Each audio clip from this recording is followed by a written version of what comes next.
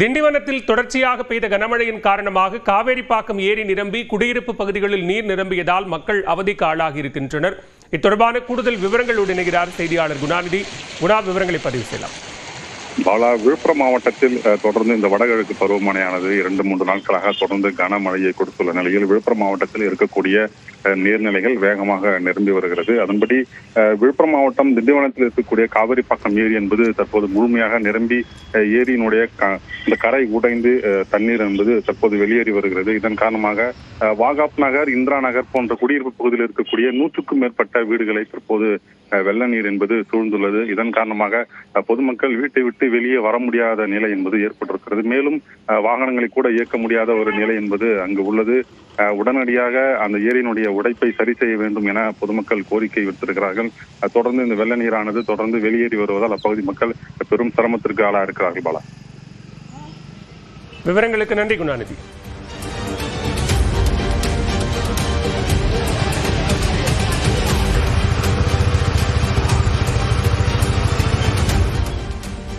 ராமநாதபுரம் அருகே காவனூரில் பெய்த வடகிழக்கு பருவமழையால் வயல்களில் மழைநீர் தேங்கியதால் விவசாய நிலங்கள் பாதிக்கப்பட்டிருக்கின்றன.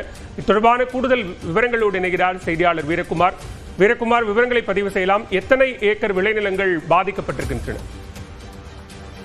பாலவே, தமிழகத்தில் வடகிழக்கு பருவமழை தொடங்கியிலிருந்து ராமநாதபுரம் மாவட்டத்தில் கடந்த 2 நாட்களாக கனமழையானது பெய்து வந்தது. இந்நிலையில் ராமநாதபுரம் அருகே உள்ள காவனூர் கிராமத்தில் 3000க்கும் மேற்பட்ட மக்கள் வசித்து வருகிறார்கள்.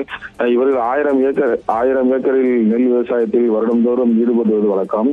இந்நிலையில் கடந்த மாதம் உழவு செய்து நெல் விதைப்பில் ஈடுபட்டிருந்தனர்.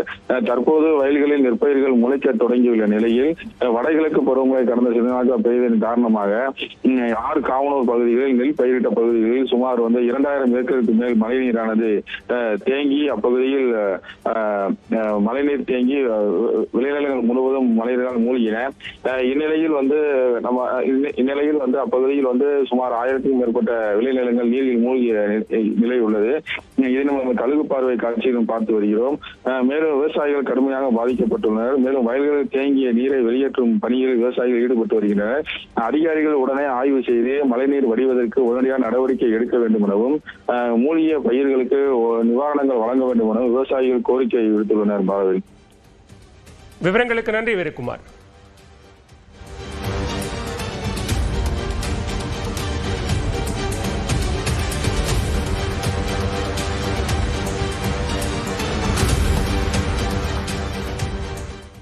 திருவள்ளூர் மற்றும் ராணிப்பேட்டை மாவட்டங்களுக்கு இன்று அதி கனமழைக்கான ரெட் அலர்ட் எச்சரிக்கை விடுக்கப்பட்டுள்ளது. வானிலை ஆய்வு மையம் வெளியிட்டுள்ள செய்திக்குறிப்பில் திருவள்ளூர் மற்றும் ராணிப்பேட்டை மாவட்டங்களில் இன்று அதி கனமழை பெய்யும் என்று கணிக்கப்பட்டுள்ளது. இதேபோன்று சென்னை, செங்கல்பட்டு, காஞ்சிபுரம், திருவண்ணாமலை, வேலூர் உள்ளிட்ட 9 மாவட்டங்களில் இன்று மிக கனமழைக்கான ஆரஞ்சு நிற எச்சரிக்கை விடப்பட்டுள்ளது. திருப்பத்தூர், கிருஷ்ணகிரி, தருமபுரி, சேலம் மாவட்டங்களில் இன்று மிக கனமழை பெய்யும் என்று வானிலை ஆய்வு மையம் தெரிவித்துள்ளது. மேலும் கடலூர், விழுப்புரம், கள்ளக்குறிச்சி, திருச்சி, பெரம்பலூர் உள்ளிட்ட 12 மாவட்டங்களில் இன்று கனமழைக்கு வாய்ப்பிருப்பதாக வானிலை ஆய்வு மையம் கணித்துள்ளது. இதேபோன்று தேனி, தென்காசி, திருநெல்வேலி, கன்னியாகுமரி மாவட்டங்களில் இன்று கனமழை பெய்யக்கூடும் என கூறப்பட்டுள்ளது. கோவை, நீலகிரி, ஈரோடு மாவட்டங்களுக்கும் இன்று கனமழை எச்சரிக்கை உள்ளதாக வானிலை மையம் தெரிவித்துள்ளது. சென்னை, திருவள்ளூர், செங்கல்பட்டு, காஞ்சிபுரம் ஆகிய மாவட்டங்களில் வரும் 26, 27 மற்றும் 28 ஆகிய தேதிகளில் கனமழைக்கு வாய்ப்பிருப்பதாகவும் கணிக்கப்பட்டுள்ளது. இதனிடையே தென்மேற்கு வங்கக்கடலில் நிலை கொண்டிருக்கும் ஆழ்ந்த காற்றழுத்த தாழ்வு பகுதி காற்றழுத்த தாழ்வு மண்டலமாக வலுப்பெறாது எனவும் ஆழ்ந்த காற்றழுத்த தாழ்வு பகுதியாகவே கரையை கடக்கும் என்றும் தெரிவிக்கப்பட்டுள்ளது.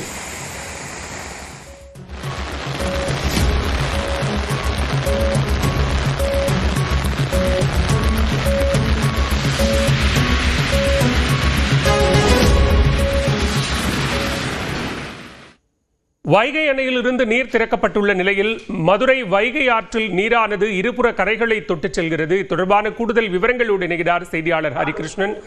விவரங்களை பதிவு செய்யலாம்.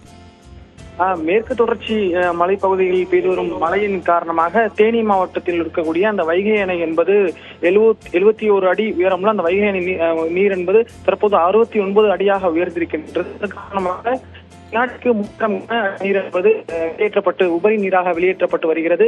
இந்த நீர் என்பது தற்போது மதுரை மாநகரத்தில் செல்லக்கூடிய அந்த வைகை ஆற்றில் வந்தடைந்த நிலையில் அந்த ட்ரோன் காட்சிகளை தற்போது வெளியாகி இருக்கின்றது.